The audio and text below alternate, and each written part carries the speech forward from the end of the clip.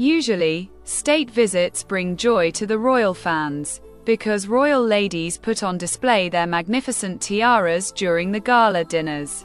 But for the state visit to France, Queen Mary of Denmark left her sparkling headpiece behind.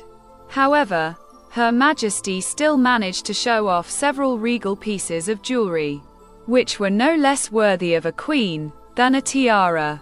Upon their arrival, the royal couple mastered the art of a diplomatic dressing and paid homage to France's national colors through their outfits, wearing the red, white, and blue of the country's flag.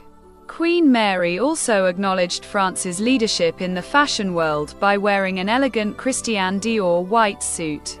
The Danish queen donned the jewels from the pearl poire parure, which is one of the grandest sets of jewelry in the royal house of Denmark and can be worn only by queens.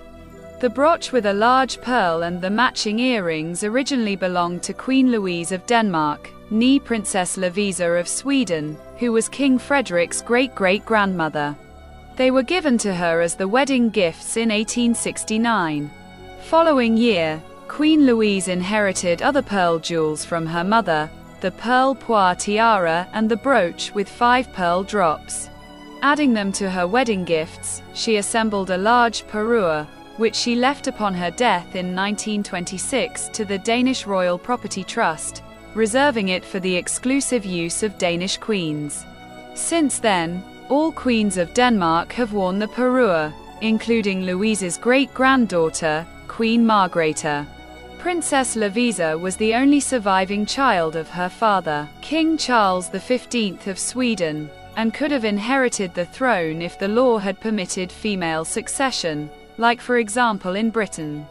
Louise's father made repeated attempts at obtaining a constitutional amendment but was unsuccessful, and the crown passed to his brother, King Oscar II. Instead of being crowned as reigning Queen of Sweden, Louise became the Queen Consort of Denmark.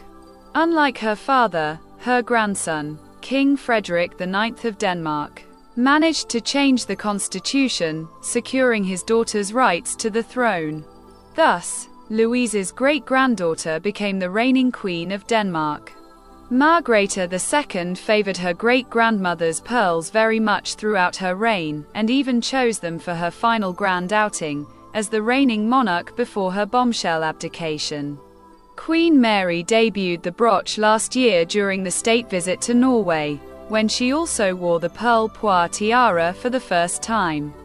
Although she couldn't wear a tiara for the state visit to France during the non-white tie dress code at Elysee Palace, Mary still managed to show off her royal status with historic heirloom jewels, which had been worn by 4 generations of Danish queens before her.